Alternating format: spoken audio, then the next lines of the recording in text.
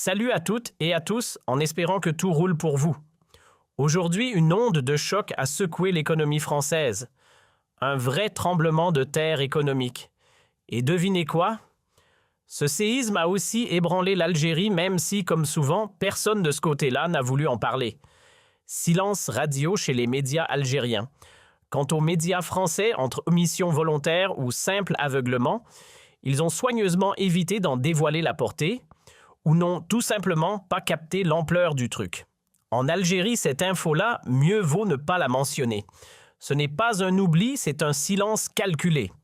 Car en la creusant un tant soit peu, on tombe sur une vérité que le régime de Tebboune préférerait enfouir à jamais. Une vérité gênante, explosive, les géants de l'économie privée algérienne, ces mastodontes qui faisaient autrefois la fierté nationale, se sont effondrés. Leur influence s'est évaporée, leur fortune s'est volatilisée et certains flirtent carrément avec la faillite. Et d'où vient cette onde de choc de France, justement? La scène est digne d'un drame industriel. Le groupe Brand, dernier bastion tricolore des gros électroménagers, vient de tomber. Liquidation judiciaire, rideau, fin de partie. Ce nom Brand, c'était pourtant un monument. Des machines à laver, c'était eux. Des télévisions, encore eux. Des frigos, des micro-ondes, des cuisinières, toujours eux. Et sous ce géant industriel se cachaient des marques que tout le monde connaît. Sauté vedette de Dietrich. Aujourd'hui, ce colosse s'effondre et avec lui une part du patrimoine industriel français et algérien par ricochet. Officiellement, on vous dira que le groupe Brand a vu le jour en 2002. Mais en réalité, cette maison a des racines bien plus profondes, bien plus anciennes. Une histoire qui remonte à des décennies, à une époque où ce géant s'appelait encore Fagor. Puis Fagor a tiré sa révérence et c'est Brand qui a repris le flambeau. Un héritage, une transmission. Mais bon, on ne va pas remonter tout l'arbre généalogique aujourd'hui. Ce qui nous intéresse, c'est l'effondrement brutal qui vient de se produire. Et cet effondrement, c'est un tribunal de commerce en région parisienne qui l'a officialisé. Ce 11 décembre 2025, la Cour de Nanterre a signé l'acte de décès industriel de Brand Liquidation Judiciaire. Une fin amère. Un clap de fin amère pour ce fleuron français. Le président de la région Centre-Val de Loire, là où se trouvent les dernières unités de production du groupe, a eu des mots forts. Il parle d'un choc, d'un coup terrible porté à l'industrie nationale et d'un véritable traumatisme pour les employés qui voient leur avenir se désintégrer du jour au lendemain. Les ministres, ah oui, ils ont fini par sortir du bois. Ceux de l'économie et de l'industrie, tous deux alignés pour saluer ce qu'ils appellent, tenez-vous bien, une fleur industrielle qui se fane. Poétique n'est-ce pas? Mais derrière cette métaphore, c'est un échec collectif qu'ils évoquent. À demi-mot, celui des acteurs censés soutenir Brand public comme privé et qui n'ont pas répondu présent. Ils ont tout de même reconnu que la fermeture d'une usine, c'est pas juste une porte qu'on claque, c'est une déchirure pour les ouvriers, les familles, pour toute une chaîne de savoir-faire qui disparaît dans le silence. L'État, promettons, va se mobiliser. Mais comme toujours, une fois que tout est déjà par terre. Car Brand était sous respiration artificielle depuis octobre 2025. Le verdict se faisait attendre. Il y avait bien une ultime tentative de sauvetage, transformer l'entreprise en coopérative. Une idée ambitieuse où les 1300 salariés seraient devenus à la fois employés, actionnaires, décideurs. Une vraie utopie industrielle. Mais le rêve s'est fracassé sur un mur classique, l'argent. Sans les financements nécessaires, les 700 postes qui auraient pu être sauvés vont tout simplement disparaître. L'élan collectif a manqué et Brand n'a pas résisté. Ce sont 3700 postes qui vont tout bonnement disparaître. Oui, vous avez bien entendu, presque 4000 vies chamboulées. Le projet de relance en coopérative, cette dernière étincelle d'espoir, aurait peut-être permis d'en sauver 300. Mais même ce maigre sauvetage s'est écrasé contre le mur cruel des réalités financières. Car Brand, tout simplement, n'a plus un sou. D'après les journaux français et les chiffres internes, il manquait entre 20 et 25 millions d'euros pour maintenir l'entreprise à flot. Les institutions locales ont bien tenté un baroud d'honneur, 17 millions ont été réunis par les collectivités et la région qui héberge les principales usines. Mais voilà, l'équation est simple, 17 millions quand il en faut, 25, ça ne suffit pas. Résultat, dès le 15 décembre, plus aucun salaire ne pourra être versé. rideau, fin de mois, fin de route. Et c'est cette impasse budgétaire qui a scellé le sort de Brand devant le tribunal, liquidation judiciaire actée. Fait peu relayé par les médias français ou volontairement passé sous silence, Brand, ce géant en train de sombrer, n'est plus français depuis belle lurette. Il appartient à un groupe algérien, et pas depuis hier, depuis avril 2014 pour être précis. Ce jour-là, un rêve s'est matérialisé.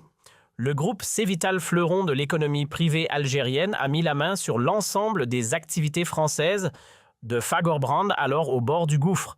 C'était le 15 avril 2014, l'entreprise espagnole venait tout juste de déposer le bilan en novembre 2013. Cévital entre en scène, promet 250 millions d'euros d'investissement et sauve l'essentiel les usines situées à Orléans et Vendôme, ainsi que 1200 emplois. Une intervention historique qui, à l'époque, avait tout d'un exploit industriel et diplomatique.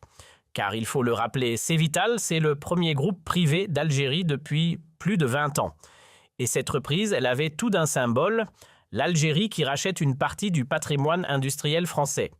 À l'époque, béni de Bouteflika, le groupe Cévital nageait dans l'abondance.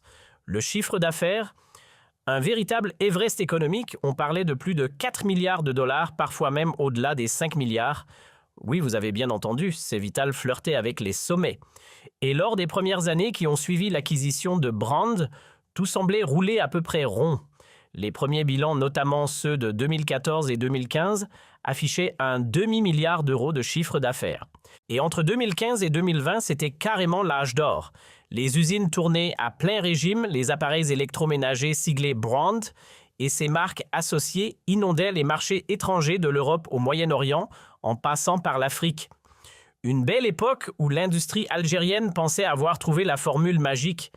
Mais comme souvent dans les belles histoires algériennes, le rêve n'a pas tenu bien longtemps. À partir de 2023 et jusqu'en 2025, tout s'est effondré à vue d'œil. Le groupe a été propulsé en redressement judiciaire, étranglé par des problèmes de trésorerie, une gestion chaotique et un marché de l'électroménager en pleine tempête. Bref, le navire a pris l'eau de toutes parts. Alors certes, Brand Algérie n'a pas tout à fait le même destin que Brand France et on y reviendra. Mais cette faillite, c'est plus qu'un échec industriel, c'est le crash d'un rêve national. Car souvenez-vous, en 2014, voir un groupe privé algérien racheter des marques françaises historiques d'électroménager, c'était inédit. Une grande première, un symbole fort, un sujet de fierté même. Aujourd'hui, ce symbole est en ruine. À l'époque, Bouteflika, c'était une autre Algérie. Une époque où l'on croyait encore aux grandes conquêtes économiques. Et puis, tout s'est évaporé. Les plus belles opérations menées par des groupes algériens à l'étranger ont été effacées de la mémoire collective, éclipsées, enterrées. Qui se souvient encore qu'en 2014, on jubilait. Un homme d'affaires local, un groupe privé bien de chez nous, mettait la main sur des géants de l'électroménager français, et pas n'importe lesquels Fagor, Brand, Vedette sautèrent. C'était du lourd, du très lourd. Il ne s'agissait pas de marques de seconde zone. Non, là on parle de monuments industriels dont les racines plongent jusqu'au XVIIe siècle. Prenez de Dietrich par exemple, spécialisé dans les systèmes de chauffage depuis des siècles. C'est un pan entier du savoir-faire français qui a été repris par une entreprise algérienne. Et ça, il faut le dire, c'était une immense fierté. En 2014, oui, on pouvait bomber le torse. Nous les ex-colonisés, les anciens indigènes, ceux qu'on appelait les bougnoules avec condescendance, eh bien, figurez-vous qu'on avait réussi à reprendre un joyau de l'industrie française. Oui, un fleuron tricolore dans nos mains, un vrai pied de nez à l'histoire coloniale. Ce rêve algérien, il a tenu bon. Jusqu'en 2020. Puis est venue la claque post-Covid, et dès 2022, les murs ont commencé à trembler. Brand vacille, et derrière cette chute, une autre tempête, celle qui secouait déjà Cévital, la maison mère. Car oui, il faut le dire sans détour, depuis l'arrivée de Tebboune au pouvoir, Cévital s'est enfoncé dans une crise sévère. En à peine 2 ans, 2023 et 2024, le groupe a vu 40% de son chiffre d'affaires s'évaporer. Une véritable hémorragie économique. Pourquoi ? Parce que le patriarche, le fondateur, l'indomptable Issad Rebrab, a été mis sur la touche. Tebboune n'en voulait plus. Trop influent, trop libre. Et surtout coupable d'avoir soutenu le général Ali lors de la présidentielle de 2019. Rebrab a toujours parlé franc, n'a jamais plié devant le pouvoir. Et c'est justement ça qui lui a coûté sa place. Attention qu'on ne me fasse pas dire ce que je n'ai jamais dit. Je n'ai jamais été un fan inconditionnel d'Issa Rebrab. Et pour preuve, j'ai écrit démonté, critiqué à de nombreuses reprises, que ce soit dans des émissions, enquêtes, vidéos ou articles. Ces pratiques parfois douteuses, ces manœuvres discutables, ces décisions que je jugeais contre l'intérêt national. Je n'ai jamais ménagé mes mots. Les dossiers où je l'ai mis en cause sont nombreux, alors qu'on ne vienne surtout pas me coller l'étiquette de complaisance. D'ailleurs, la famille Rebrab elle-même ne peut pas me voir en peinture. Certains me traitaient même ouvertement de blasphémateur anti-Rebrab. Mais voilà rendre à César ce qui lui appartient. Rebrab, c'est un géant de l'industrie algérienne. Malgré ses dérives, malgré ses zones d'ombre, malgré ses excès et ses erreurs, il reste et restera le plus grand capitaine d'industrie qu'a connu l'Algérie indépendante. Aucun autre nom n'a autant marqué le paysage économique du pays. Et ça, que ça plaise ou non, c'est la stricte vérité. Il faut lui reconnaître une chose, Rebrab a bâti un empire. Un groupe international pesant entre 4 et 5 milliards de dollars, rien que ça. Et l'homme ne comptait pas s'arrêter là. Son ambition, franchir la barre des 6 milliards. Il avait la vision, les moyens et surtout, l'audace. On ne parle pas d'un simple commerçant. Non. On parle du leader privé numéro 1 en Afrique, du moins dans le secteur agroalimentaire. Et ça, c'est un fait qu'on ne peut balayer d'un revers de main. Prenez Cévital en 2018, par exemple. C'était colossal. Oui, vraiment. Les chiffres donnent le tournis. Les investissements pleuvaient, l'entreprise rayonnait sur 4 continents. Et dans le viseur, toujours ce même objectif, dépasser la fameuse barre des 6 milliards de chiffre d'affaires. À ce moment-là, on y croyait tous. C'était plus qu'un projet économique, c'était un rêve algérien en marche. Un rêve qui malheureusement a viré au cauchemar. La rupture. Elle était inévitable. Dès juin 2022, il était clair que la cohabitation entre Tebboune et Rebrab tournait au vinaigre. Le président n'avait aucune confiance en lui, et Rebrab, de son côté, ne trouvait aucune place dans l'Algérie nouvelle qu'on tentait de lui imposer. Il faut dire que ce n'était pas leur première friction. Ce même Rebrab avait déjà été l'adversaire frontal, pour ne pas dire le cauchemar politique de Bouteflika. Ce dernier d'ailleurs avait lâché une phrase devenue culte « Je ne laisserai jamais un Berlusconi émerger en Algérie ». Comprenez, Rebrab n'était pas un simple entrepreneur. Il rêvait plus grand. Il lorgnait le pouvoir. Ce n'est un secret pour personne, il adorait manœuvrer dans l'ombre, glisser ses pions au cœur même des institutions. Il visait l'influence, voire la domination. Ses connexions solides, il était intimement lié au cercle du général Toufik et à des poids lourds comme Khaled Nezzar, un habitué des coulisses du pouvoir très proche des généraux de l'Algérie des années 90. Face à ça, Bouteflika a réagi avec froideur, il a contenu Rebrab sans l'éliminer. Il l'a encerclé, freiné, mais jamais renversé. Un équilibre fragile mais redoutablement calculé. Juin 2022. L'homme fort, le patriarche, est poussé vers la sortie. Rebrab quitte la scène.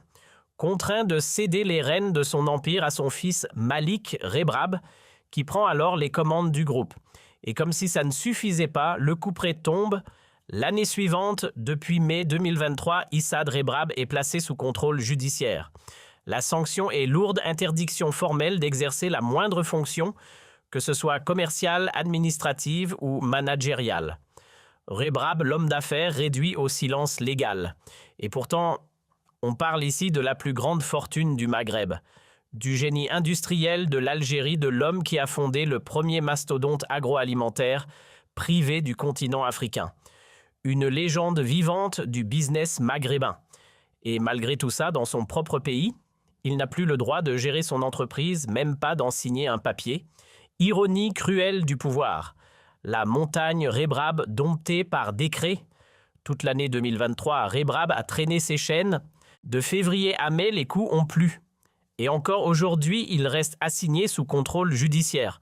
Oui, encore aujourd'hui. Ce n'est pas la première fois qu'il goûte à l'enfermement sous l'ère Gaïd Salah. Il avait déjà connu les barreaux. Presque 6 mois derrière les murs avant d'être relâché début 2020. Une humiliation bien calculée, mais le pire, c'est que ça ne s'est pas arrêté là. Ruy Brab a été clairement ciblé par le régime Tebboune.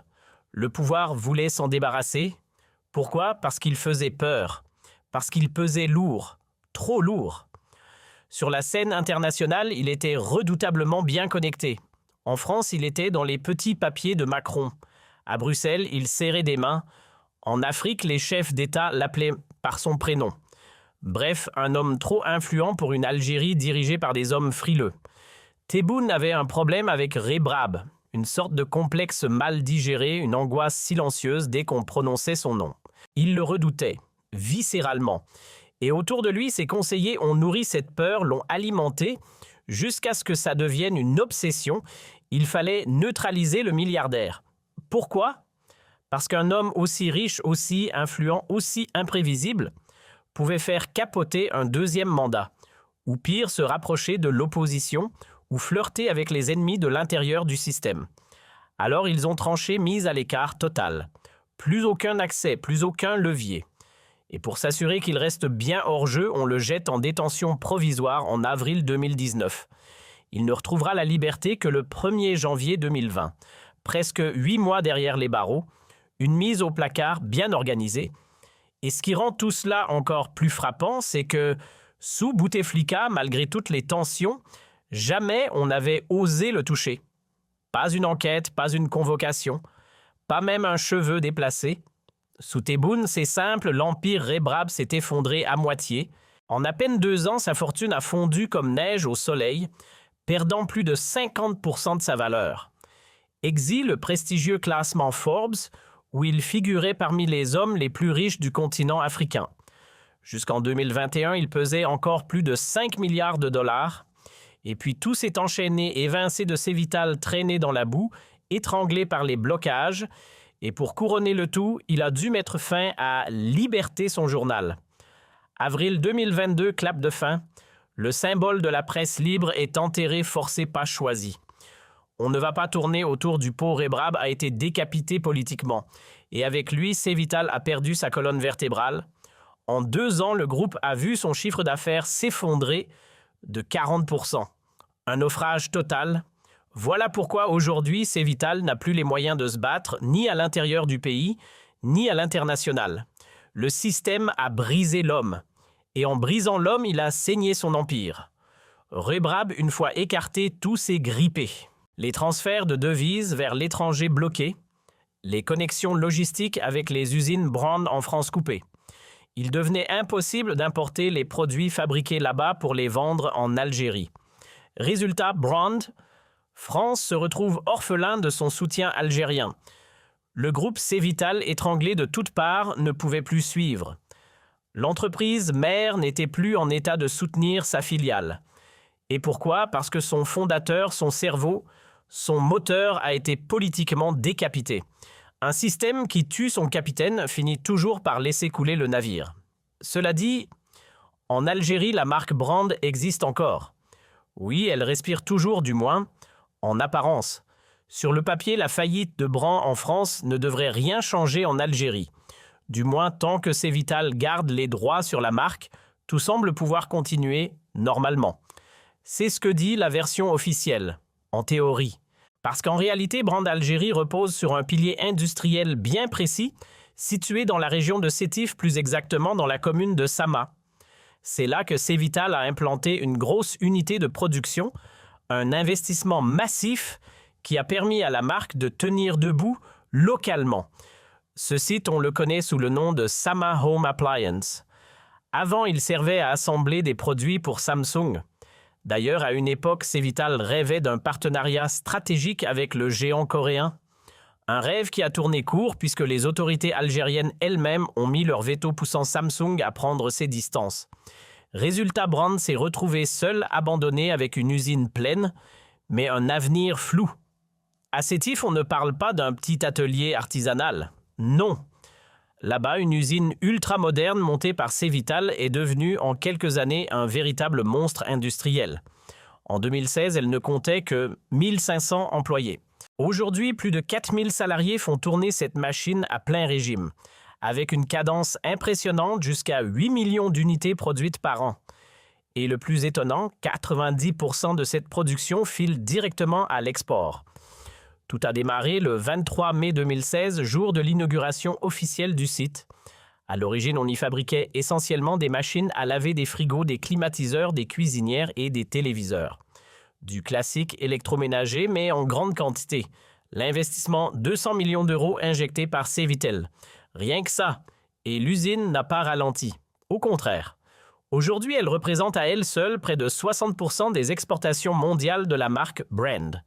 Oui, vous avez bien entendu, la Brand française dépend en grande partie de ces chaînes de production algériennes, et tant que ça tourne, la structure sera maintenue. Car sans cette base de Sétif Brand, n'aurait plus grand-chose à vendre hors de ses frontières. Début janvier 2024, une nouvelle ligne de production flambant neuve a vu le jour à Aouet Sabra, dans la région de Sétif. Cette fois-ci, l'usine est spécialisée dans les lave-vaisselle avec une capacité annuelle de 500 000 unités. Oui, vous avez bien entendu, malgré la tempête qui secoue la maison mère Brand, continue d'exister et de produire à plein régime en Algérie. Et pas seulement pour le marché local, les exportations sont toujours au rendez-vous. Mais attention, tout n'est pas si étanche.